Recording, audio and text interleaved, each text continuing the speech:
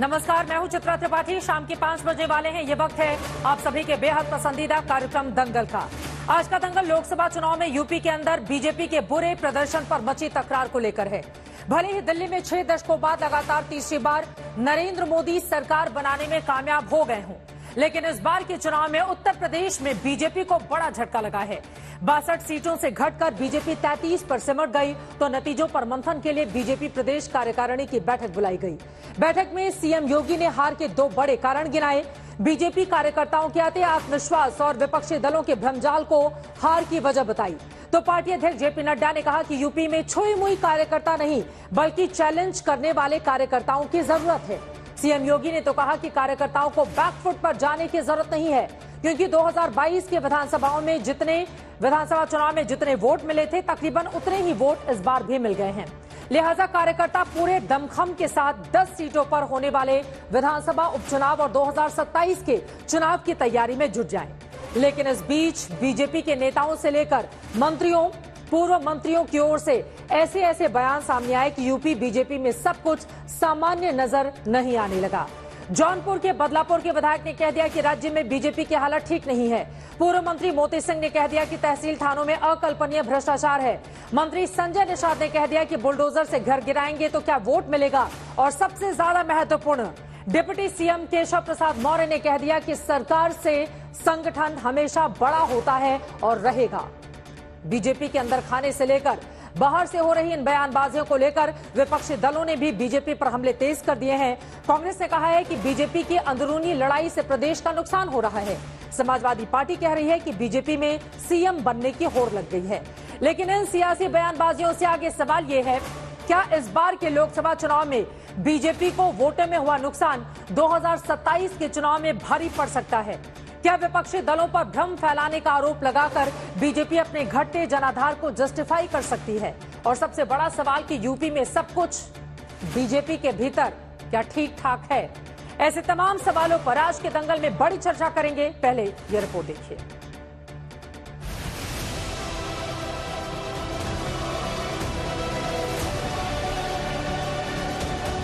लोकसभा चुनाव के बाद उत्तर प्रदेश में बीजेपी प्रदेश कार्यकारिणी की बैठक बुलाई गई तो 2 बड़े मुद्दे थे।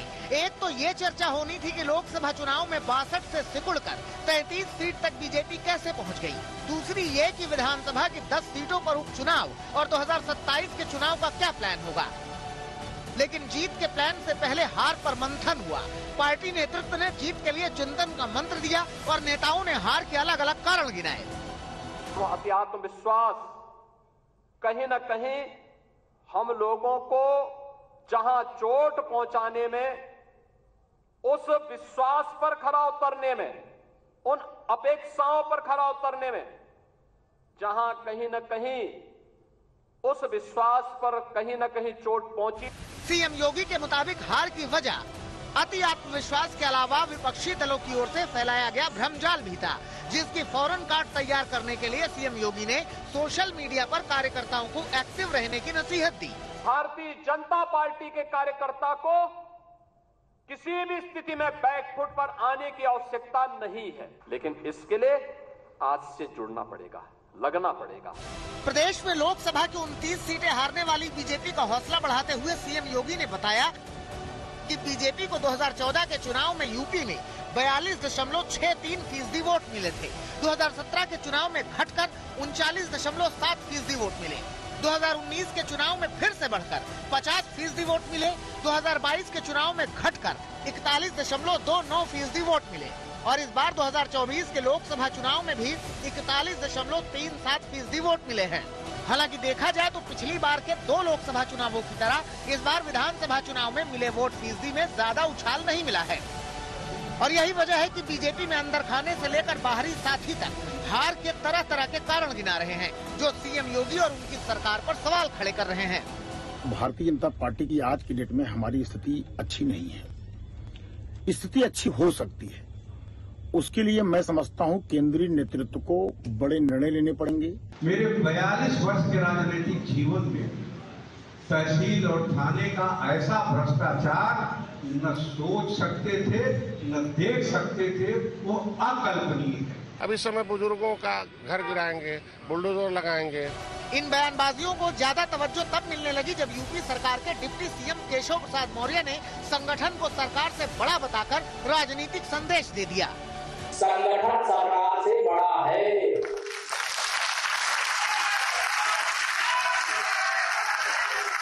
संगठन से बड़ा कोई नहीं होता है। बीजेपी के अंदर हार पर चल रहे चिंतन मंथन से लेकर माथापच्ची के बयान सामने आने लगे तो विपक्षी दलों ने भी हाथ सेंक लिए। ये लड़ाई संगठन और सरकार की नहीं है, ये लड़ाई है कि मुख्यमंत्री कौन बनेगा। एक लोग बने रहना चाहते हैं, एक लोग मुख्यमंत्री हटा करके खुद बनना चाहते हैं। उत्तर प्रदेश के जो दोनों डिप्टी चीफ मिनिस्टर हैं वो डिप्टी हटाना चाहते हैं अपने सामने से। आपस में ही इनके जबरदस्त झगड़े चल रहे हैं, इसीलिए पूरे प्रदेश की जनता पिस रही है। उत्तर प्रदेश के अंदर हार पर बीजेपी के नेताओं से लेकर कार्यकर्ताओं के अंदर जिस तरह की चर्चा चल रही है, वैसी सूरत में विपक्षी दलों को मौका मिलना ही था। लेकिन बीजेपी के नेता ये भी कह रहे हैं कि मौजूदा हालात के जिम्मेदार पुलिस प्रशासन है जो अखिलेश राज में भर्ती किए गए हैं। आज पुलिस में भी वो लोग हैं, आज वो नीचे राजस्व में भी वो लोग हैं। वो जानबूझकर कहीं ना कहीं इस प्रकार से कि सरकार की छवि खराब हो और भारतीय जनता पार्टी के कार्यकर्ता का उत्साह ढीला हो और उसका उत्पीड़न करते हैं। कुछ जगहों पर ऐसा है कि जहां अधिकारी कार्यकर्ताओं के बीच का सामंजस्य नहीं, अधिकारी उसको सम्मान नहीं देते। फिलहाल तमाम शिकवा शिकायतों और टांग खिंचाई के बीच बीजेपी के लिए पहली चुनौती 10 विधानसभा सीटों पर होने वाला उपचुनाव है, जिसके नतीजों से साफ हो जाएगा कि यूपी में 2024 में मिले झटके से बीजेपी 2027 तक संभल पाएगी या हार पर तकरार का नतीजा परिवर्तन तक पहुंचेगा। समर्थ श्रीवास्तव, लखनऊ, आज तक। तो उत्तर प्रदेश को लेकर बहुत सारे सवाल हैं जिसको लेकर दंगल में बड़ी चर्चा होने जा रही है। आपको बताते चले उत्तर प्रदेश में 403 विधानसभा की सीटें आती हैं तो सबसे ज्यादा लोकसभा क्षेत्रों वाला भी ये प्रदेश है।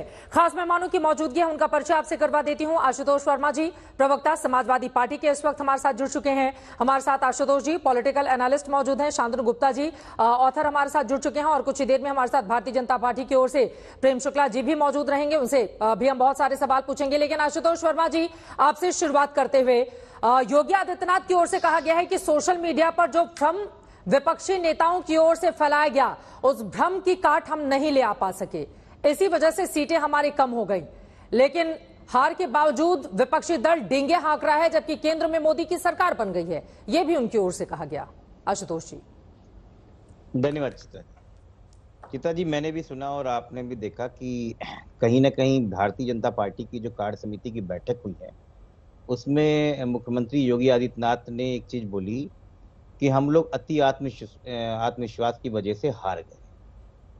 लेकिन मुझे लगता है कि ये कहीं की चीजें कहीं पे जोड़ी जा रही है और कहीं ना कहीं अपने ऊपर आए हुए जो आरोप हैं उसको डाइवर्ट करने की कोशिश कर रही है।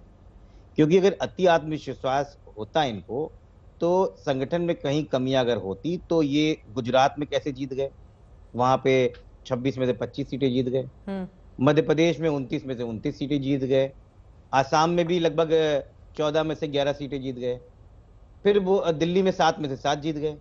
फिर कहते हैं कि संविधान बदलने का जो भ्रम है वो इन्होंने फैलाया विपक्ष ने। चित्रा जी, किसने फैलाया भ्रम? किसने शुरुआत करी इन चीजों की? इन चीजों की शुरुआत भारतीय जनता पार्टी के नेताओं ने भरी महफिल में भरे वीडियो के साथ में चलाया गया और भारतीय जनता पार्टी परोक्ष अपरोक्ष रूप से अपने एजेंडे अलग अलग तरीके से चलाती रहती है। अगर ये बात सबको समझ में आ जाती है, वीडियो चलाया गया, संविधान बदलने का वीडियो चलाया गया। हाँ, कि हमें 400 सीटें चाहिए, एक बड़ा काम करने के लिए, संविधान बदलने के लिए हमको और सीटें चाहिए। हाँ। ये सब चलाएगा भारतीय जनता पार्टी। कहां किसी विपक्ष ने नहीं कहा था। आप देखिए रैलियों में, देखिए ये वक्तव्य है, संविधान वक्तव्य है, बिल्कुल है। ये कहीं से हम लोग ने, विपक्ष ने पैदा नहीं किया, इंडिया अलायंस ने कहीं नहीं पैदा किया। हाँ। ये भारतीय जनता पार्टी के नेता, चाहे वो साउथ में हो चाहे वो यहाँ पे अयोध्या में बैठे हो, उन्होंने ही चलाया। हमने उन बात को ध्यान से देखा।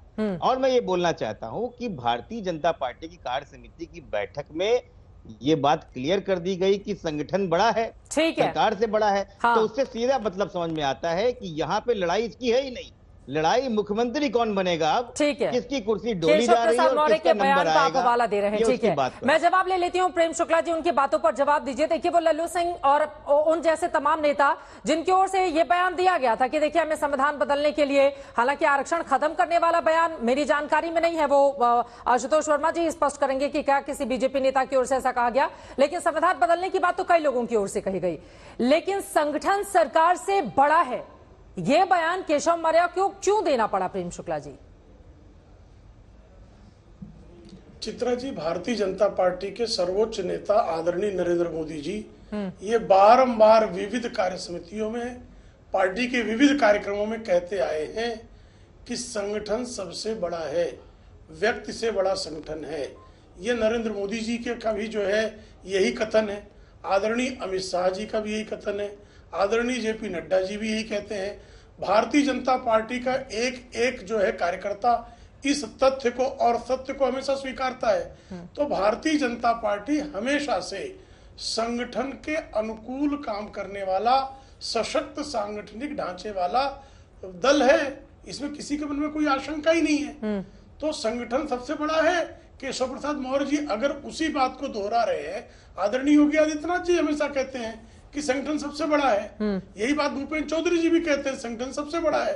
तो हमारे राष्ट्रीय नेता से लेकर हमारे मंडल अध्यक्ष तक इस बात को स्वीकारते हैं कि संगठन सबसे बड़ा है, क्योंकि हमारे यहाँ संगठन का महत्व है। अरे उसके आगे तो वो ये भी कहते हैं ना कि जब बड़े पेड़ की टहनी से, प्रेम शुक्ला जी वो कहते हैं कि जब बड़े पेड़ की टहनी से कुल्हाड़ी बनता है तो वही कुल्हाड़ी पेड़ को काटता है। अब कार्यकर्ताओं की ओर इशारा करते हुए जब वो ये बोलेंगे कि आपका जो दर्द है वही मेरा दर्द है, तो फिर इसे माना जाएगा ना योगी आदित्यनाथ को सीधे वो निशाने पर ले रहे हैं। प्रेम शुक्ला जी, इसमें किंतु परंतु वाली कौन सी बात है? हर कार्यकर्ता का नहीं, कार्यकर्ता देखिए, हमारे विजय का अगर जो है खुशी हम सबकी है तो कार्यकर्ताओं का दर्द भी हम सबका है।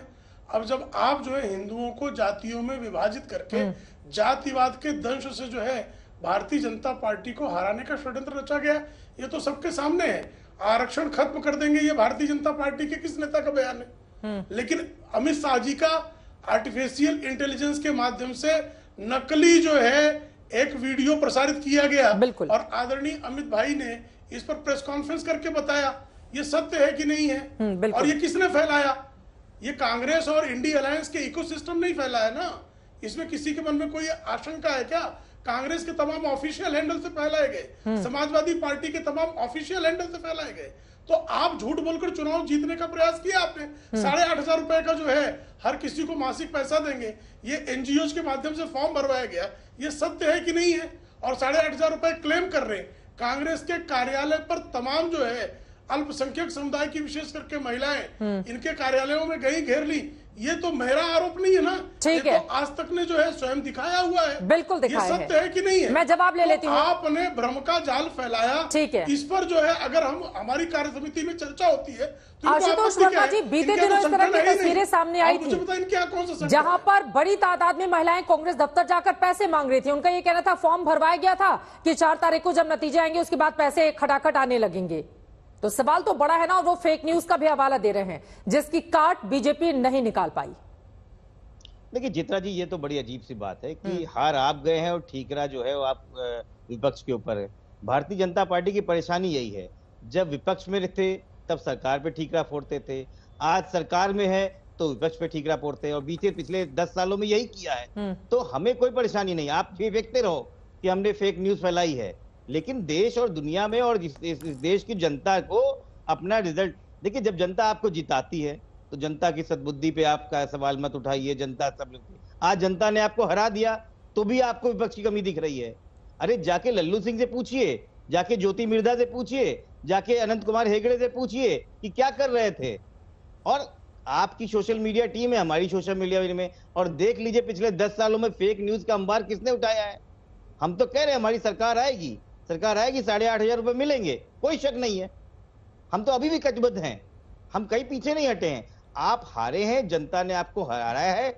आपका अहंकार, आपका देश को अपने चलाने का अधिकार वो जनता ने समझा दिया है। बैक सीट में जाओ, 50 साल के लिए छुट्टी, ये भी सरकार चलने वाली नहीं है। ठीक है, साल भर की सरकार है, जब तक चल सकती है चल रही है। प्रेम शुक्ला जी, इस पर जल्दी से आप जवाब दे दीजिए, उसके बाद आशुतोष जी, शांतनु जी भी हमारे साथ जुड़े हुए हैं जल्दी से। प्रेम शुक्ला जी। हाँ, वो कह रहे हैं मंथन बीजेपी का खुद को लेकर आत्मचिंतन था या विरोधी दलों ने क्या क्या किया उसको लेकर? ऐसा लग रहा है कि विरोधी दलों पर ज्यादा फोकस रहा दोनों का।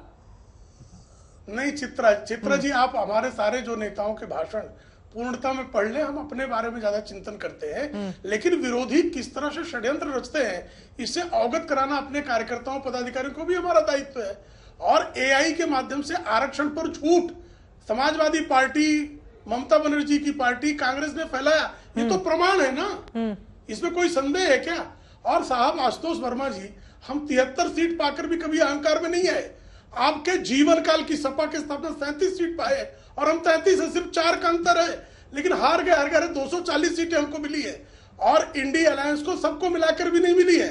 और कांग्रेस को पिछले 3 चुनाव में 2014, 19 और 24 मिला के कुल 185 सीट मिली है, जो भारतीय जनता पार्टी की 240 सीटों से काफी पीछे है। और श्रीमती सोनिया गांधी जब से राजनीति में आई है तब से लेकर आज तक कांग्रेस को कुल 660 सीट मिली है और मोदी जी को 3 चुनाव में 885 सीट मिली है। उत्तर प्रदेश में भारतीय जनता पार्टी सपा की जो स्थापना हुई से आज तक लेकर आप गिन लीजिए ना, आपको कितनी सीटें मिली हैं और भाजपा को कितनी मिली है। तो आप जो है इतने अहंकार में चूर मत हो जाइए। 5 सीट पर अभी पहुंचे थे, झूठ बोलकर आए हैं, फिर वहीं पहुंच जाएंगे। परिवार के बाहर का कोई जीता नहीं था 2 चुनावों से, ये स्थिति थी आपकी। अब जरा मैं बाकी मेहमानों का रुख कर लेती हूँ। ठीक है। फिर आशुतोष जी आपके पास आते हुए हमारे साथ एसबी के प्रवक्ता इस वक्त अरुण राजभर जी भी जुड़ चुके हैं। लेकिन आशुतोष जी पहले आपके पास आते हुए, बीजेपी क्या इन चीजों को लेकर थोड़ा खुश हो सकते हैं? उत्तर प्रदेश के आंकड़े अगर मैं आपके सामने रखूं, देखिए वोट शेयर की अगर हम बात करें तो तकरीबन 41.25% के साथ बीजेपी सबसे ज्यादा है, जबकि 33.5% के साथ समाजवादी पार्टी उससे तकरीबन 8% पीछे है। हालांकि सीटें उसके पास 37 हैं, बीजेपी के पास 33 हैं। वही बाकी के भी आंकड़े देखिए, क्या भारतीय जनता पार्टी इसी बात को लेकर कि भैया आत्मविश्वास से भरपूर रहिए, आत्मचिंतन जरूर करना है लेकिन हारे नहीं है हम और 2027 की बड़ी तैयारी करनी है, 10 विधानसभा सीटों के लिए लग जाइए, तो ये जो आत्मचिंतन आत्ममंथन का दौर भारतीय जनता पार्टी के भीतर चल रहा है, क्या सबक निकलकर सामने आए हैं उसके लिए? देखिए चित्रा जी, भारतीय जनता आशुतोष जी राजनीतिक विश्लेषक म्यूट हैं आप, उसको अनम्यूट करें। चित्रा जी, ये ना तो आत्मचिंतन हो रहा है ना वहां पे आत्ममंथन हो रहा है, वहां एक दूसरे को निपटाने का खेल चल रहा है। इससे एक सेंटेंस में ये सारी कहानी हो जाती है। आपने बयान खुद दिखाया, भारतीय जनता पार्टी के मोती सिंह क्या कह रहे हैं? कह रहे हैं कि इतना भ्रष्टाचार तो 40 साल में मैंने देखा ही नहीं, अकल्पनीय है। कि बीजेपी के खुद के लोग कह रहे हैं। दूसरे विधायक क्या, दूसरे सांसद क्या कह रहे हैं? वो ये कह रहे हैं कि केंद्र को बड़ा फैसला करना चाहिए। वो किस ओर इशारा कर रहे हैं? केशव प्रसाद मौर्य क्या कह रहे हैं और बहुत दम के साथ कह रहे हैं? केशव प्रसाद मौर्य वो शख्स हैं जो अपनी सीट चुनाव में हार गए थे और उसके बाद वो डिप्टी सीएम बने हैं। तो यहां लोगों की महत्वाकांक्षाएं बढ़ी हैं और इसमें जबरदस्त तरीके से सत्ता का संघर्ष है। इसमें नरेंद्र मोदी के बाद वारिस कौन होगा उसकी लड़ाई है और ये सब कुछ कहना खराब लगता है लेकिन केंद्र के द्वारा संचालित है।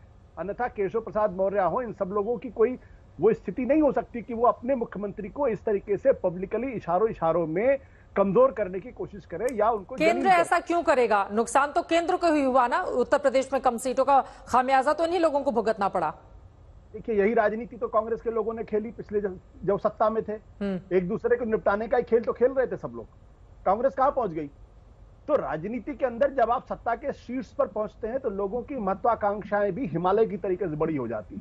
हर आदमी प्रधानमंत्री बनना चाहता है, हर आदमी पार्टी का अध्यक्ष बनना चाहता है और प्रेम शुक्ला जी भी जो है वो पार्टी के मुख्य प्रवक्ता बनना चाहेंगे या कैबिनेट मिनिस्टर।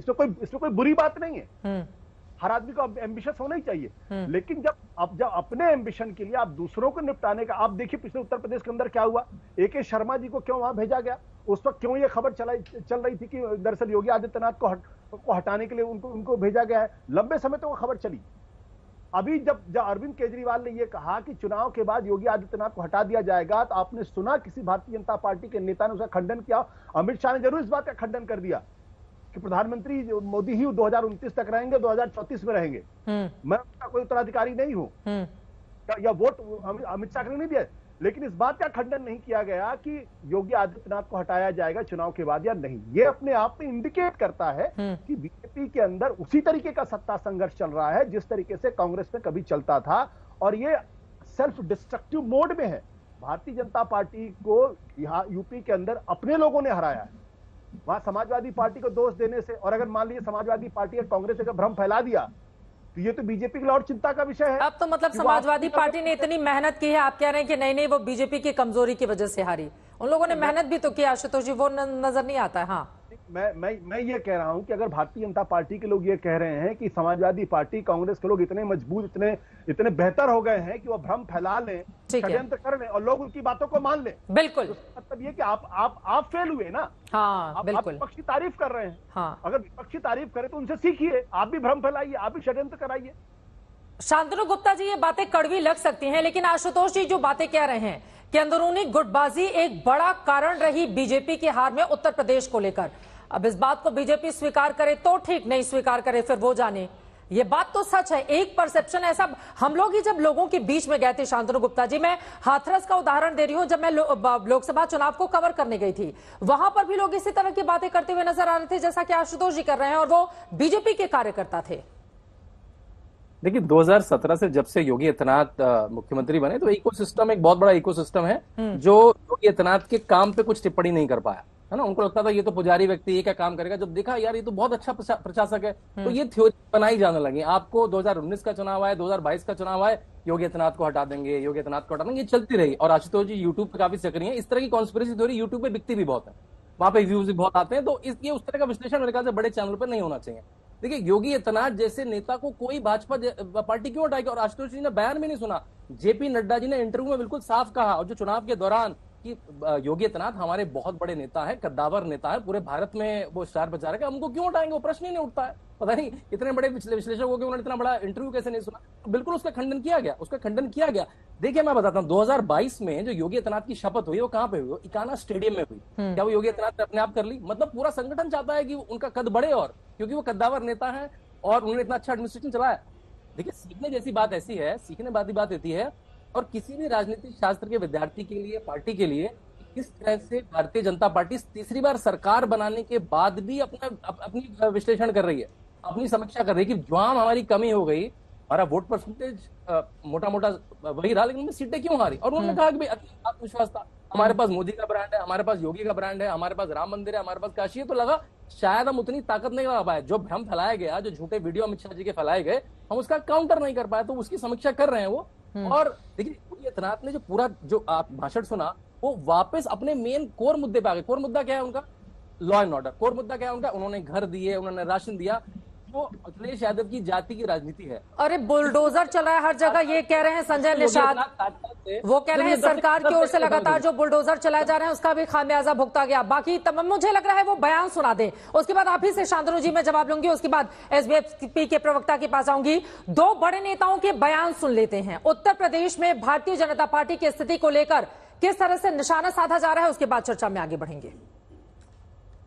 समाजवादी पार्टी के शासन में, चाहे 2003 से उनकी जो सरकार रही, फिर 2012 से जो उनकी सरकार रही, तो उनके शासनकाल में जिस प्रकार से नियमों के विरुद्ध और नियमों को तोड़ते हुए लोगों को उपकृत करने के लिए जिस प्रकार से भर्तियों में खासकर निचले स्तर की और ऊपर वाली भर्तियां भी प्रभावित की गई कहीं ना कहीं, तो कुल मिलाकर एक बड़े तादाद में अपने लोगों को भर दिया। आज पुलिस में भी वो लोग हैं, आज वो नीचे राजस्व में भी वो लोग हैं। वो जानबूझकर कहीं ना कहीं इस प्रकार से कि सरकार की छवि खराब हो और भारतीय जनता पार्टी के कार्यकर्ता का उत्साह ढीला हो और उसका उत्पीड़न करते हैं। ये तो है ही, संगठन से शक्ति होती है, सत्ता संगठन के शक्ति से बनती है, जनता के समर्थन से बनती है, जनता का समर्थन कार्यकर्ता तय करता है। आपको लगता है कि प्रशासन की वजह से चुनाव में नुकसान हुआ इस बार? कहीं कहीं है ऐसा, इग्नोर नहीं किया जा सकता है कि प्रशासन में कुछ न कुछ। मैं तो बार बार हमेशा कहता हूँ कि ढेर सारे अधिकारी ऐसे हैं कि अंदर से हाथी साइकिल पंजा है, ऊपर से कमल ओढ़कर कुर्सी बैठे हैं, जब उनको मौका मिलता है तो डसने का कोशिश।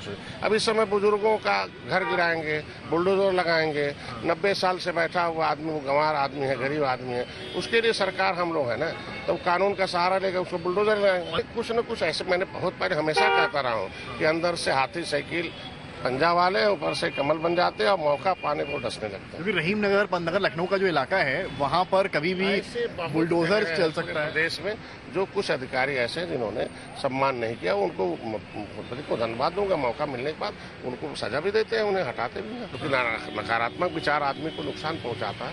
तो हमारे कार्यकर्ताओं में नकारात्मक सोच न पैदा हो, इसलिए हमेशा मंत्री ने कहा नहीं, कुछ जगहों पर ऐसा है कि जहाँ अधिकारी कार्यकर्ताओं के बीच का सामंजस्य नहीं है, अधिकारी उसको सम्मान नहीं देता है, तो उसको भी वो भी है। हर जगह अलग अलग तरीके का। क्या निषाद पार्टी को भी इसका नुकसान हुआ यूपी में? अब हम साथ में हैं तो संगत, लेकिन नुकसान हुआ तो जवाब भी लेकिन ऐसा है कि देखो भाई, मित्र वही है, पार्टनर वही है जो घाटे में भी साथ रहे, फायदे में भी साथ रहे। मतलब घाटा हुआ आपको इस चीज से? निश्चित रूप से सीट का घाटा ही है। तो जो नेता हैं या फिर जो सहयोगी दलों के नेता हैं वो लगातार सवाल खड़े कर रहे हैं। इस बीच बीजेपी के एक नेता का एक और बयान सामने आ गया है। उत्तर प्रदेश के संदर्भ में ही आपको बता दें, सार्वजनिक तौर पर अब ऐसा लग रहा है कि भारतीय जनता पार्टी के तमाम नेताओं की ओर से सरकार को नसीहत दी जा रही है। बीजेपी एमएलसी देवेंद्र सिंह ने मुख्यमंत्री योगी आदित्यनाथ को खत लिखा है। वो पत्र लिखते हुए कहते हैं कि सरकार की छवि शिक्षक कर्मचारी विरोधी बन रही है। शिक्षकों के डिजिटल हाजिरी के विरोध में ये पत्र उनकी ओर से लिखा गया है। स्मार्टफोन खरीदने में राजकोष की लूट हुई है। गोरखपुर फैजाबाद स्नातक सीट से एमएलसी हैं देवेंद्र सिंह, जिनकी ओर से अब ये बात कही गई है। और सीधे शांतनु जी आपके पास आते हुए उसके बाद मैं बाकी लोगों के पास आऊंगी। प्रिंस शुक्ला जी आपके पास भी आऊंगी। वो कह रहे हैं स्मार्टफोन खरीदने में राजकोष की लूट हुई है। दूसरी तरफ अधिकारियों और कार्यकर्ताओं के बीच तालमेल नहीं है। अधिकारी जो है वो हराने का काम कर रहे हैं। इससे तो सीधे निशाने पर योगी सरकार को ही लिया जा रहा है ना। सरकार सीधे निशाने पर है। शांतनु गुप्ता जी, अपने ही लोग जो नेता हैं, जो सांसद रहे हैं या फिर जो उसमें यूपी सरकार में मंत्री हैं, वही सवाल खड़े कर रहे हैं। ये एमएलसी हैं आपके। देखिए, योगी सरकार के पास उत्तर प्रदेश में बीजेपी के बाद 255 विधायक हैं, करीब 50-60 एमएलसी होंगे, कई सांसद हैं। अगर हम 1, 2, 3 जो शीर्ष के नेता भी नहीं हैं, उनके बेस पे एक थ्योरी बना के टीवी पे चटपटी खबर तो चल सकती है, लेकिन उससे कम एनालिसिस निकाले मेरे ख्याल से वो बचकाना होगा। ये बचकानी बात है। आशुतोष वर्मा जी एक जल्दी से टिप्पणी। हाँ आशुतोष जी बोल लीजिए, बोलिए। देखिए, मुझे लगता है कि ये पहली बार इतिहास में हुआ होगा जब अपनी ही पार्टी के खिलाफ 100 से ज्यादा विधायक विधानसभा के अंदर धरने पर बैठे थे अपने मुख्यमंत्री के खिलाफ। वो क्या समाजवादी पार्टी? ये भी वो यूट्यूब की कौन सी? मैं माफ करिएगा, मैं आपके बीच में नहीं बोला। तुमसे बोलिए कहाँ बैठे, कौन सा देखा आपने? हर वीडियो है, कब अपनी बारी में प्लीज बोलिए। अब मैं बोलता नहीं हूँ, लेकिन मुझे बोलना पड़ेगा। ये जो लाभार्थी लोग हैं ना, उनको भी थोड़ा अपना संयम रखना चाहिए थोड़ा। ठीक है सर, अब व्यक्तिगत टिप्पणी नहीं करना चाहिए। हाँ बोलिए। अभी जेपी नड्डा का जिक्र किया गया। जेपी नड्डा ने किस दिन इंटरव्यू दिया? 1 जून को इंटरव्यू दिया। 1 जून को क्या था? आखिरी चरण के चुनाव थे। क्यों? तब तक ये स्पष्ट हो गया कि अगर आप योगी आदित्यनाथ के मसले पर जो अरविंद केजरीवाल ने जो बयान दिया था, अगर उसका खंडन नहीं करेंगे तो जबरदस्त नुकसान हो चुका है ऑलरेडी। 1 जून को अमित शाह ने किस दिन बयान दिया? जिस दिन अरविंद केजरीवाल का बयान आया उससे कुछ घंटे के बाद बयान दिया गया। अब जो एमएलसीज के माध्यम से जो बयान दिया जा रहा है, जो एमएलएस के माध्यम से बयान दिया जा रहा है, ये स्पष्ट तौर पर योगी आदित्यनाथ को निपटाने की पूरी कवायद चली। पहले अनुप्रिया पटेल के माध्यम से चिट्ठी लिखी गई, आपको ध्यान होगा। अनुप्रिया पटेल ने पहले चिट्ठी लिखी, आज से 10 पहले की। अब एमएलसी महोदय लिख रहे हैं। एक सांसद महोदय स्पष्ट तौर पर कह रहे हैं, केशव प्रसाद मौर्य कोई मामूली आदमी नहीं है, वो कह रहे हैं, पार्टी के अध्यक्ष रह चुके, मुख्यमंत्री पद के दावेदार रह चुके। ये पूरी की पूरी लड़ाई उत्तर प्रदेश किसके कब्जे में रहेगा। और एक बात और बताओ, 29 फरवरी को भारतीय जनता पार्टी की सेंट्रल इलेक्शन कमेटी की मीटिंग हुई। उस मीटिंग में जो लिस्ट बनाएगी 50 लोगों की, वो लिस्ट उसमें योगी आदित्यनाथ के शामिल ही नहीं है। उस लिस्ट उनको दिया गया कि भाई ये 50 लोगों की लिस्ट उत्तर प्रदेश के अंदर, आप जाके इसको चलाइए। उन्होंने कहा कि इसमें बहुत सारे ऐसे लोग हैं जो चुनाव नहीं जीत सकते हैं, और उनकी बातों को रफा दफा कर दिया गया, उनकी बातों को ध्यान नहीं दिया गया। अब उन्हीं योगी आदित्यनाथ को जिम्मेदार ठहराया जा रहा है कि चुनाव आपकी वजह से हारे। भाई जिन लोगों ने 50 लिस्ट बनाई थी, जिसमें 3 लोग शामिल थे, नरेंद्र मोदी, अमित शाह, जेपी नड्डा, वो जिम्मेदारी ले? वो क्यों नहीं जिम्मेदारी लेते? नरेंद्र मोदी जी खुद बनारस के अंदर 10 लाख वोट से जीतने की बात कर रहे थे, आप 1.5 लाख वोट पे आ गए। एक ऐसे कैंडिडेट से जिसका कोई बहुत ज्यादा वजूद भी नहीं था। आप अयोध्या के अंदर बुरी तरीके से हार गए। तो भाई अगर चुनाव नरेंद्र मोदी के चेहरे पे जीता जा रहा है, अब आप योगी आदित्यनाथ को जिम्मेदार ठहराने की कोशिश कर रहे हैं। तो ये अंदरूनी सत्ता संघर्ष है। अब इसमें मुझे नहीं मालूम किसमें किसका हाथ है, लेकिन ये बात बिल्कुल स्पष्ट है कि योगी आदित्यनाथ को निपटाने का पूरा खेल वहां अब खुलकर चल रहा है। अब अगर उनके अंदर दम कौन कर रहा है? कौन कर रहा है? ये बिना शीर्ष के नहीं संभव है। हाँ, बिना शीर्ष के शीर्ष संभव क्यों ही करेगा? उसको उत्तर प्रदेश में क्या जाकर हासिल करना है? जो सफलता उसको चाहिए वो योगी आदित्यनाथ के नेतृत्व में 17 और 22 में मिली है, 14 और 19 में भी हमने देखा था। हालांकि 14 में प्रधानमंत्री के चेहरे पर चुनाव था। हाँ, मैंने आपको बोला कि क्यों शिवराज सिंह चौहान को हटाया गया, क्यों वसुंधरा राजे सिंधिया को निपटाया गया। आप हर राज्य के अंदर देख लीजिए, जहां पुराने जो मौजूद नेता थे, कर्नाटक के अंदर क्यों हटाया गया येदियुरप्पा जी को? हाँ भाई ये सब पावरफुल लीडर थे। अगर इनके नेतृत्व में बीजेपी चुनाव लड़ती, आप देखिए शिवराज सिंह चौहान ने मेहनत की तो मध्य प्रदेश के अंदर भारतीय जनता पार्टी जीती। ठीक लेकिन है। कुछ कड़वी बातें होती हैं, लेकिन मुझे लगता है कि उसको सुन लेना चाहिए सत्ता पक्ष के लोगों को भी। शांतनु जी, मैं फौरन आपके पास आऊंगी, लेकिन अरुण राजभर जी बहुत देर से हमारे साथ जुड़े हुए हैं, उनके पास जाते हुए। अरुण राजभर जी, अब सीधा सा सवाल है, उधर राजभर जी को माफ कीजिएगा, संजय निषाद जी को लगता है कि पुलिस और कार्यकर्ताओं के बीच तालमेल नहीं होला और अधिकारियों ने अपनी मनमानी की, इस वजह से कई जगहों पर हमें हार का सामना करना पड़ा। अब आप लोगों को भी ऐसा ही लगता है क्या? चित्रा जी, जिस तरीके से द्वारा साजिश रची जा रही है, अगर समय रहते हुए अमल कर लिया गया और उसको सही कर लिया गया और उसका समाधान निकाल लिया गया, तो मुझे लगता है कि सारी समस्याओं का हल निकल आएगा। क्योंकि एक बड़ा मुद्दा है दलित पिछड़ों की भागीदारी का। उत्तर प्रदेश में जिस तरीके से हम लोग गांव में देख रहे हैं कि दलित पिछड़े वर्गों की हिस्सेदारी को लेकर के मुखरता से लोग बोलने को तैयार नहीं है। हम लोग इस बात की चर्चा जब गांव में जाकर करते हैं कि 70 साल से जो जिस जमीन पर बसा है उस जमीन पर उसको आवंटित कर दिया है, उसको खसरा खतौनी दे दिया जाए, तो एसडीएम और तहसीलदार द्वारा उनको नोटिस भेज दिया जाता है कि आप भीटे की जमीन पर बसे हैं, आबादी की जमीन पर बसे हैं, आप खाली कर दीजिए, नहीं घर गिरा दिया जाएगा।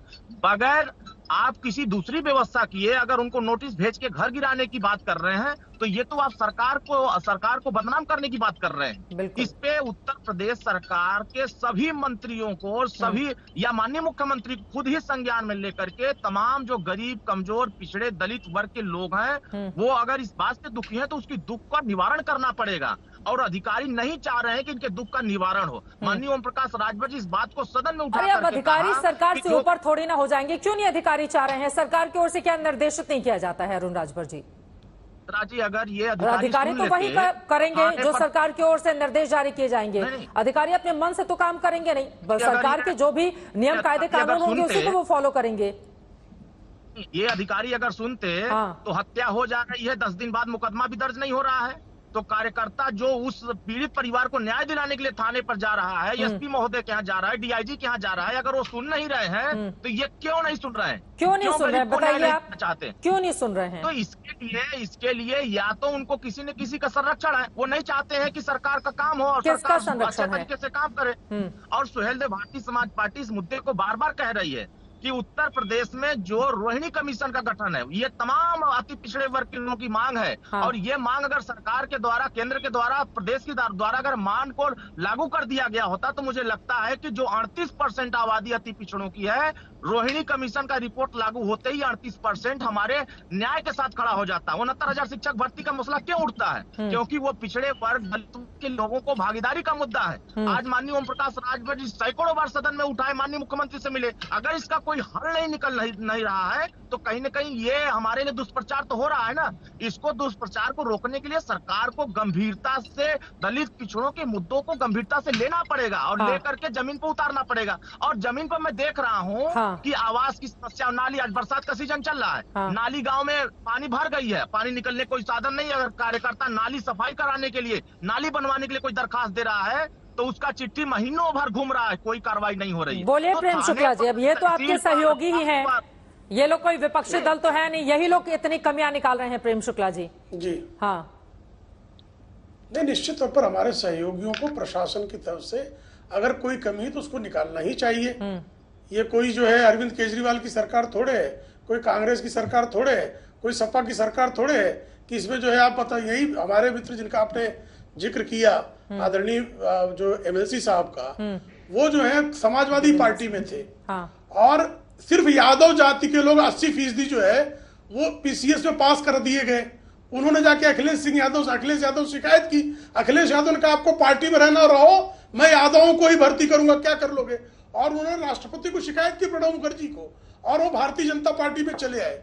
तो इसलिए भारतीय जनता पार्टी में स्नातकों की, शिक्षकों की किसी तरह से दलित पीड़ित वंचित समाज की कोई समस्या है तो उसका समाधान हमारा लक्ष्य है और हम करेंगे। दूसरी बात, आदरणीय आशुतोष जी ने चुनाव लड़ना कैसे चाहिए, जीतना कैसे चाहिए, टिकट बांटना कैसे चाहिए इत्यादि और बहुत जो है अच्छी राय दी उन्होंने। हमारे चूंकि उत्तर प्रदेश की बात चल रही है, एक अवधि में कहावत है, लोखरिया दूसरे सगुन बतावे, अपना कुकुरे से नोचवावे।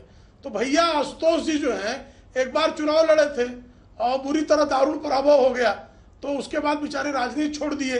अब उनको जो है अरविंद केजरीवाल की पार्टी का समर्थन करते हैं तो बहुत अच्छी बात है। अरविंद केजरीवाल की पार्टी 20-25 सीट लड़ी थी साहब, 2-3 सीट जीती है। अरविंद केजरीवाल के कहने में इतना दम है कि उत्तर प्रदेश के लोग मान गए कि योगी जी को हटा देंगे, दिल्ली के लोग नहीं माने, इसका भी जरा विश्लेषण कर लीजिएगा। पंजाब के लोग नहीं माने, इसका भी आशुतोष भैया जरा विश्लेषण कर लीजिएगा कि उनके घर में जो है उनकी पत्नी के निर्देश पर जो है उनकी एक सहयोगी को, उनका सहयोगी जो है सांसद को पीटता है और वो बेशर्मी से जो है वो मोर्चा निकालते हैं। जरा इसका विश्लेषण कर लीजिएगा कि दिल्ली की जनता ने जिस तरह से जो है आपकी सांसद को आपके अरविंद केजरीवाल ने अपने घर में उसको पिटवाया और उसके ऐसे जो है प्राइवेट पार्ट्स पर भी जो है प्रहार किया गया और उसने शिकायत की। लेकिन बेशर्मी की हद ये है कि श्रीमान अरविंद केजरीवाल जो है बीजेपी की स्थिति को लेकर प्रेम शुक्ला जी चर्चा हो रही है ना। हाँ। नहीं, उस पर चर्चा बता रहा हूँ। नहीं भाई, इसलिए नहीं, उसी चर्चा में बता रहा हूँ मैं, उसी संदर्भ में बोल रहा हूँ मैं, तो निश्चित तौर पर उसी संदर्भ को बता रहा हूँ मैं। ठीक है। और जो है श्रीमान जो है श्रीमान आशुतोष जी ने कैसे जो है भारतीय जनता पार्टी में टिकट कौन बटी, किसने तय किया, क्या झूठ बोलने में जरा सा भी जो आपको शर्म भी लगती कि नहीं आशुतोष जी, कि लंपटता को आपने जो है अपना आवरण बना लिया है। भारतीय जनता पार्टी की टिकट 3 लोगों ने नहीं डिसाइड किया। अब आशुतोष जी जब हंसते हुए चले जा रहे हैं, मुझे समझ में नहीं आ रहा है। मुझे लग रहा है उनसे जवाब ले लेती हूं। कमेटी की जो है सेंट्रल इलेक्शन कमेटी कैसे टिकट बांटती है, ये सूचना कहां से आपको मिली कि टिकटें 3 लोगों ने बांटी, उसमें योगी जी शामिल नहीं थे? अरे झूठ प्रचार करने के लिए थोड़ा तो पत्रकारिता धर्म का भी याद करना। बोलिए आशुतोष जी। बेशर्मी की थोड़ी सी तो हद होती चाहिए। ठीक है। कितनी बेशर्मी करेंगे, कितना झूठ फैलाएंगे। उनका वो पक्ष था। आशुतोष जी की हंसी थमने का नाम नहीं, मुझे समझ में नहीं आ रहा है। आशुतोष जी जवाब दीजिए। हाँ, कहां से ले आए हो?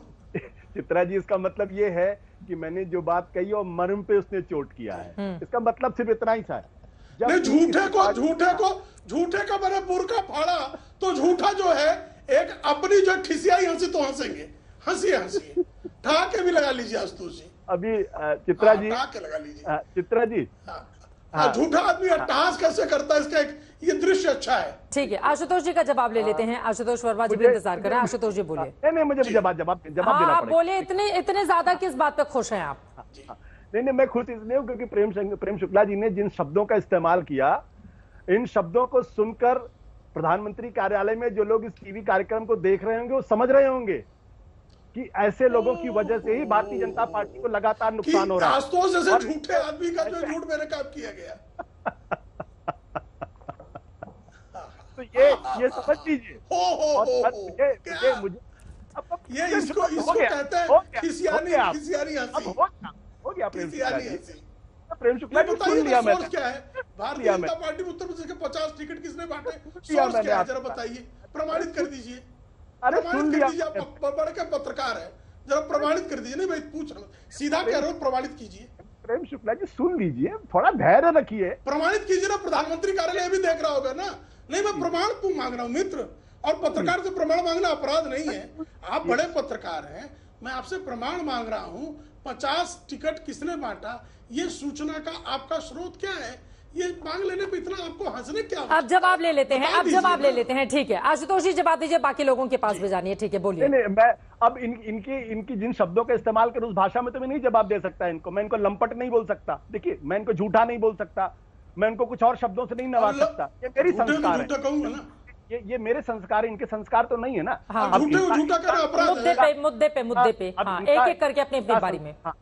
अब इनका स्रोत क्या है, मुझे झूठा मैं स्रोत पूछ लेती हूँ ना प्रेम शुक्ला जी। ठीक है, मैं स्रोत पूछ रही हूँ, वो आपसे स्रोत पूछ रहे हैं। ठीक है। हम लोगों को बचपन में पढ़ाया गया है कि आप जिस संस्कार से निकलते हैं वही आप बोलते हैं। तो जिन शब्दों का इन्होंने इस्तेमाल किया, भगवान मुबारक, इनको मुबारक हो। संस्कार भी है इनका, आप दोनों लोग एक साथ बोलेंगे। Prem Shukla ji please, Prem Shukla ji please, Prem Shukla ji please. ठीक है, स्रोत बता दीजिए ना आशुतोष जी, क्या दिक्कत है? बाकी लोग भी इंतजार कर रहे हैं ना, ये दो लोगों की तू मैं में फिर पूरा समय चला जाएगा। प्लीज आशुतोष जी। प्रेम शुक्ला जी उनके बारे में मत बोलिए आप। पहले प्रेम शुक्ला जी को थोड़ा सभ्य होना सिखाइए आप, कि जब दूसरे बोलते हैं तो उनके बीच में नहीं बोलना चाहिए, तो सिखा दीजिए ना। देखिए, आप देख लीजिए किन शब्दों का इस्तेमाल कर रहे हैं। Prem Shukla ji please, Prem Shukla ji please, Prem Shukla ji please, Prem Shukla जी।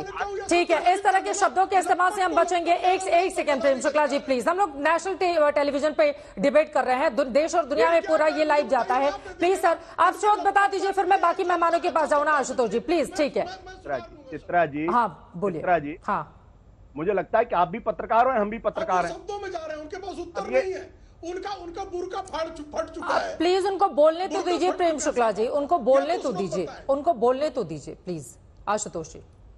चित्रा जी, पहले इस बेवकूफ आदमी को बात करना सिखाइए, पहले इस आदमी को। ये बदतमीज आदमी कैसे बोलना, आप बैठी हैं। दोनों ही लोगों का ऑडियो डाउन किया जाए। मुझे लगता है कि कम से कम इतनी तहजीब खुद अपने अंदर होनी चाहिए कि एक दूसरे को लेकर सम्मानजनक शब्दों का इस्तेमाल करें। जब तक खत्म हो जाते हैं तो इसी तरह के शब्द इजाद करने लगते हैं आप लोग। आशुतोष वर्मा जी सीधे आपके पास आते हुए, दोनों ही लोगों के शब्दों से मुझे आपत्ति है। आशुतोष वर्मा जी सीधे आपके पास आते हुए, सवाल बड़ा यह है, देखिए बीजेपी ने 33 सीटें जीती, 240 से ज्यादा उसकी पूरे देश भर में सीटें आई, लेकिन यहां पर वो आत्मंथन और चिंतन कर रही है। मेरा यह सवाल है कि 10 सालों का शासन रहने के बावजूद, एक सत्ता विरोधी लहर जो पनपती है वो रहने के बावजूद, तमाम मुद्दों पर घेरने के बावजूद, केंद्र में तो मोदी जी ही सरकार बनाए ना आशुतोष जी, तो वो उधर बैठकर चिंतन मनन कर रहे हैं और आप लोग, ऐसा लग रहा है कि पूरे विपक्षी इंडिया गठबंधन में इतना उत्साह भरा हुआ है कि मतलब पूछो मत। अल्टीमेटली सरकार उन्हीं की है, प्रधानमंत्री वही है, मुख्यमंत्री वही है, सरकार उन्हीं की बनी ना। और वो बार बार इस बात का जिक्र भी करते हैं, इंडिया गठबंधन के तमाम लोगों के आंकड़े आप इकट्ठा कर ले तो भी 240 के पार नहीं पहुंचती, जितनी की बीजेपी की अकेले इस समय संख्या है। देखिए चित्रा जी, सरकारें गिनतियों में बनती, मैं आपकी बात समझता हूं, और वो अर्थमेटिक्स भारतीय जनता पार्टी के पास है। लेकिन भारतीय राजनीति और किसी भी देश की राजनीति का जो मर्म है वो इस देश की जनता की भावनाओं के साथ में होता है। जो तत्कालीन सरकार अपने 90 सिटिंग एमपी हार जाए, जिसके 20 से ज्यादा कैबिनेट मंत्री हार जाएं, अगर वो अपने जीत पे जश्न मनाती और कहती हम जीत गए हैं, तो ऐसी जीत उनको मुबारक हो। और भारतीय जनता पार्टी के अंदर अगर वाकई बात होती तो प्रवक्ता से लेकर कार्यकर्ता तक इस बात को मानता कि हाँ गड़बड़ियां हुई है, उसमें आत्मविचन हो। लेकिन सही बात ये नहीं है। 4 जून के बाद से माननीय योगी आदित्यनाथ जी ने यहाँ पे कितनी मीटिंगें करी, हर मंडल के लोगों से मिल रहे थे। कहाँ थे ब्रजेश पाठक जी जो डिप्टी सीएम थे, और कहाँ केशव प्रसाद मौर्य थे? कितनी मीटिंगों में वो बैठते थे? वो दिल्ली डेरा डाले हुए बैठे थे। क्यों ऐसा हो रहा था कि दूसरे डिप्टी सीएम जो है वो जाके योगी आदित्यनाथ जी के पुराने फैसलों पे अब उंगली उठाना शुरू कर रहे थे? क्यों केशव प्रसाद मौर्य ने बोला कि संगठन ज्यादा है? आप सबको और सबको, चाहे वो भारतीय जनता पार्टी का समर्थक हो या विरोधी हो, ये बात खुली किताब जैसी है कि भारतीय जनता पार्टी उत्तर प्रदेश में कई केंद्र बिंदु हो गए हैं, और उस केंद्र बिंदु का काम पिछले 1.5-2 सालों से चल रहा था, जो हार की सबसे बड़ी वजह है। बाकी आप जब करते हैं वो रणनीति होती है, जब विपक्ष करता है तो साजिश होती है। ये आपका सोचना हो सकता है, ये देश की जनता का सोचना नहीं हो सकता है। देश की जनता ने समाजवादी पार्टी को 5 से लेके 37 तक पहुंचाया है, तो कुछ ना कुछ तो समर्थन दिया होगा। बिल्कुल, बिना जनता के वोट से हम नहीं आए हैं। आप आत्मबंधन कीजिए। और रही बात समाजवादी पार्टी की, चित्रा जी आपको बता दें, समाजवादी पार्टी में जिलावार बैठकें शुरू हो गई हैं, 10 उपचुनाव की तैयारियां शुरू हो गई हैं। तो हम अपना आत्ममंथन और अपनी पार्टी को आगे बढ़ाने का काम कर रहे हैं। ठीक है, लेकिन यहाँ भारतीय जनता पार्टी में क्योंकि लड़ाइयां हो रही हैं, इसलिए हम लोग डिबेट कर रहे हैं। शांतनु गुप्ता जी, बड़े सारे केंद्र बिंदु हो चुके हैं बीजेपी ने, इस पर आप जवाब दीजिए आशुतोष जी और प्रेम शुक्ला जी। मैं आऊंगी, अरुण राजभर जी आपके भी पास आऊंगी। शांतनु गुप्ता जी, गुटबाजी पर ज्यादा जोर हो गया है बीजेपी का उत्तर प्रदेश में, वो कह रहे हैं। देखिए, जैसा आपने कहा, उत्तर प्रदेश में सरकार अभी भी भाजपा की है। भाजपा, देखिए, जब भी समाजवादी पार्टी या बसपा ने सरकार बनाई तो उनके 205, 210 विधायक आए। बीजेपी जब 2022 में भी आई दोबारा, तो 255 विधायकों के साथ आई। बीजेपी ने जो गेम है यूपी की, वो 40% के ऊपर गेम कर दिया। अखिलेश यादव जो मुख्यमंत्री बने 2012 में, उनका वोट परसेंट 30% था। मायावती जब बनी 2007 में, तो उनका परसेंट 30% था। तो ये गेम भाजपा 40-42% पे ले जा चुकी है। देखिए, फेक नैरेटिव का चुनाव चला, और आपके चैनल पर भी फेक नैरेटिव कैसे बोला? उन्होंने बोला कि योगी आदित्यनाथ को मुख्यमंत्री मुख्यमंत्री हटा देंगे, अरविंद केजरीवाल के बयान का किसी ने खंडन नहीं करा। मैंने सामने बताया, जेपी नड्डा ने करा, आपके राष्ट्रीय अध्यक्ष ने करा। उन्होंने कहा योगी आदित्यनाथ पर ठिकरा फोड़ा गया। मुझे एक नेता का बयान दिखा दीजिए जिसने कहा हो योगी आदित्यनाथ की वजह से चुनाव आ रहे।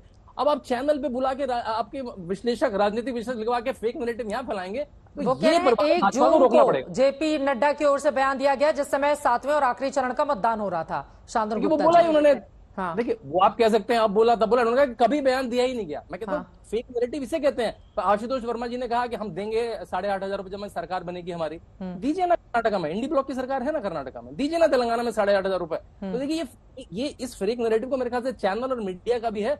आप मुद्दों पे चुनाव जीतिए। आज योगी आदित्यनाथ का जो पूरा भाषण था वो था कि किस तरह से वो जाति पे और जो चुनाव जा रहा है उसको कैसे विकास पे लाएं, उसको कैसे लॉ एंड ऑर्डर पे लाएं, उसको कैसे स्कीमों पे लाएं। मेरे ख्याल से हमें भी चैनलों पे राजनीति को उस तरफ मुड़ना होगा, ना कि फेक नैरेटिव को सपोर्ट करना होगा। अब मैं बता देती हूँ योगी आदित्यनाथ ने जो SC ST हैं उन कम्युनिटी को लेकर क्या कहा है, उसके बाद में आती हूं। उनकी ओर से कहा गया है विपक्षी पार्टियों ने हमारे खिलाफ साजिश रचने के लिए सोशल मीडिया का सफलतापूर्वक इस्तेमाल किया। बीजेपी कार्यकर्ताओं को सोशल मीडिया पर नजर बनाए रखनी होगी, अफवाहों का जवाब देना होगा। और इसके आगे वो बोलते हैं अनुसूचित जाति के नेताओं के प्रति पार्टी के सम्मान को जाहिर करना होगा। तो वो भी तो जाति लेकर आ रहे हैं ना, इसमें आप टीवी मीडिया को कैसे दोष दे सकते हैं शांतनु जी? क्या इसमें नहीं है? उन्होंने मतलब यहाँ पर अलग से तो कहा नहीं कि भैया इस जाति पर ज्यादा ध्यान, इस पर कम ध्यान, वो भी स्पेसिफिक ही बोल रहे हैं। देखिए अगर आपने जो उनका करीब 35 मिनट का भाषण है उसे अपने से सुना, उसमें लॉ एंड ऑर्डर की बात है, उसमें घर बनाने की बात है, उसमें कोरोना की बात है, उसमें रेफरेंस भी है कि हर जाति को समर्पित किया जाएगा, हर जाति को सम्मिलित किया जाएगा। वर्सेस एक जाति को कहना कि नहीं, आपको अयोध्या का नारा याद है, अयोध्या न काशी जीतेगा अवधेश पासी। ये चुनाव का मुद्दा होना चाहिए कि सड़क चुनाव का मुद्दा होना चाहिए कि अयोध्या ने काशी, क्योंकि वो पासी है इसलिए चुनाव जीतेगा। ये समाजवादी पार्टी का ऑफिशियल नारा था, उनकी रैलियों में चला, मैंने खुद सुना अपने कानों में जब मैं अयोध्या में गया। तो ये तो दर्शकों को डिसाइड करना होगा कि क्योंकि अवधेश पासी है इसलिए उनको वोट मिलना चाहिए, क्योंकि वो विकास की राजनीति करी है, उन्होंने विधायक रह के, इसलिए उनको वोट मिलना चाहिए। अरे जाति तो एक सच्चाई है शांतनु जी, इससे कैसे इनकार आप कर सकते हैं? लेकिन आपके जो सहयोगी दल बुलडोजर को लेकर और दूसरे मुद्दों को लेकर वो कह रहे हैं काम नहीं होता, नाला की सफाई के लिए लेकर जाइए लेकिन काम नहीं होता, अधिकारी सुनते नहीं है। ये भी तो गंभीर मुद्दा है ना शांतनु जी। जल्दी से 2 लाइन में आशुतोष जी आ रही हूँ उसके बाद आपके पास। देखिए बिल्कुल, देखिए जब भी कोई सरकार चलती है उसमें कुछ अच्छे काम होते हैं, बुरे काम होते हैं। कुछ ऐसी बात होती है जो जनता को नहीं पसंद होती है, जनता उस हिसाब से वोट आउट भी करती है, और इसलिए उन्होंने समीक्षा बैठक भी करी। तो वो बिल्कुल, मैं नहीं कह रहा हूँ कि बिल्कुल 100% सब ठीक चला, लेकिन उत्तर प्रदेश में हमें पता है जब 2022 में हम लोग सब चैनल में बैठे थे कि किस तरह से कई दशकों के बाद कोई मुख्यमंत्री 5 साल बैठ के, उत्तर प्रदेश में तो राजनीति चित्रा जी ऐसे होती थी कि नोएडा इसलिए नहीं आएंगे हमारी गद्दी चली जाएगी, बिजनौर इसलिए नहीं आएंगे अपनी गद्दी चली जाएगी, ऐसे तो चुनाव होता था, ऐसे राजनीति चलती थी। उस राजनीति से उत्तर प्रदेश का कोई मुख्यमंत्री अपने मुख्यमंत्री काल में जिले सारे नहीं घूम पाया। योगी आदित्यनाथ पहले मुख्यमंत्री जो 75 जिलों में कई बार जा चुके हैं, वो काशी तो कई बार जा चुके हैं। तो हमें भी चैनलों पर उस राजनीति को सपोर्ट करना होगा जो विकास की राजनीति है मेरे ख्याल। चैनल किसी पॉलिटिक्स को सपोर्ट नहीं करता है, चैनल की अपनी एडिटोरियल लाइन होती है, वो ऐसी पर चलता है। आप लोग लड़ते रहिए, मैं सीधे ठीक है हाँ ठीक है आशुतोष जी के पास ही चले जाती हूँ। आशुतोष जी अब सीधे आपके पास है। आशुतोष जी लेकिन एक सच्चाई है ना, 10 सालों का शासन रहने के बावजूद, उधर 7 सालों से योगी आदित्यनाथ के मुख्यमंत्री रहने के बावजूद वहां पर भारतीय जनता पार्टी फिर से चुनकर आती है। 37, 33, 2, 3, 4 का यहां पर आंकड़ा रह जाता है, लेकिन उसकी फिर से तीसरी बार सरकार बनती है। इस बात से कौन इनकार कर सकता है आशुतोष जी? जबकि अगर मैं उत्तर प्रदेश की ही बात करूं और 2022 और 2024 का वोट शेयर भी बीजेपी का बराबर ही है उत्तर प्रदेश का। जबकि अगर मैं उत्तर प्रदेश की ही बात करूं, कांग्रेस पार्टी को 2009 में 20 से ज्यादा सीटें मिलती हैं, 2014 आते आते वो 2 पर सिमट जाती है, 19 में 1 पर सिमट आती है, और अब समाजवादी पार्टी और उसके गठबंधन का फायदा मिला जब वो 6 सीटों के साथ चुनकर आई उत्तर प्रदेश में। आशुतोष जी और आप फिर डिबेट क्यों कर रही हैं? आप फिर सॉरी सर आवाज नहीं, कुछ अच्छा मैं कह रहा हूं कि फिर आप डिबेट क्यों कर रही हैं? अरे अब आपसे सवाल पूछना भी दिक्कत हो गया है। हाँ जो आपको अच्छा लगे बस वही, अरे सवाल ही पूछा ना आशुतोष जी, मुझ पे क्यों नाराज हो रहे हैं? प्रेम शुक्ला जी का ठीकरा मेरे ऊपर क्यों फोड़ रहे हैं? आप सुन लीजिए, आप भी सुनने का धैर्य रखिए, क्योंकि आप भारतीय जनता पार्टी अच्छा कहा कि बेवकूफ जैसे शब्दों का प्लीज बोलिए आशुतोष जी। चित्रा जी आपने लगातार प्रेम शुक्ला को मेरे खिलाफ बोलने को दिया है, अगर आप उन पर लगाम नहीं लगा सकती तो बता दीजिए मुझे। अरे मैंने उनको हटा दिया है स्क्रीन से आशुतोष जी, आप बोलिए आप बोलिए। लगातार मेरे ऊपर हमले कर रहे थे, लगातार पर्सनल टिप्पणियां कर रहे थे और आप चुप बैठी हुई थी उस वक्त। मैंने बिल्कुल टोका था, ये गलत बात है आशुतोष जी। अब मैंने बिल्कुल टोका था उनको, मैंने बिल्कुल टोका था। थोड़ा भ्रम रखिए ना, थोड़ा धैर्य रखिए मेरी बात सुनने का। मेरी बात तीखी है तो आप बुरी लगेगी, सबको बुरी लगेगी। महत्वपूर्ण सवाल क्या, आप टीवी चैनल पे इस पे क्यों डिबेट हो रही है? केशव प्रसाद मौर्य क्यों बोल रहे हैं, रमेश मिश्रा क्यों बोल रहे हैं, और आपके चैनल पे अरुण राजभर बैठे हुए हैं, उन्होंने तो पूरी की पूरी चार्जशीट दाखिल कर दी उन्होंने अपनी सरकार के खिलाफ। क्या कह रहे हैं वो? सब कुछ ठीक है उत्तर प्रदेश के अंदर और भारतीय जनता पार्टी को चिंता नहीं करनी चाहिए, कोई चिंतन नहीं करना चाहिए, मनन नहीं करना चाहिए, तो फिर हम लोग यहाँ क्यों बैठे हुए हैं? क्यों डिबेट? हम लोग यहाँ पर क्यों बैठे हुए हैं, इसी डिबेट को मैं आगे लेकर जाऊंगी, क्योंकि वक्त इतने की ही इजाजत हमें देता है। आप तमाम मेहमानों का बहुत धन्यवाद चर्चा में शामिल होने के लिए। उत्तर प्रदेश बीजेपी में क्या सब कुछ ठीक ठाक है? संगठन वर्सेस सरकार की लड़ाई यहाँ पर एक रूप में देखने को मिल रही है। पार्टी के भीतर से ही तमाम आवाजें खड़ी हो रही हैं। अब उसका निपटान कैसे करेगी पार्टी, इस पर लगातार रहेगी आज तक की नजर। इसी के साथ दंगल में अभी के लिए बस इतना ही। देश और दुनिया की तमाम खबरों के लिए आप देखते रहिए आज तक।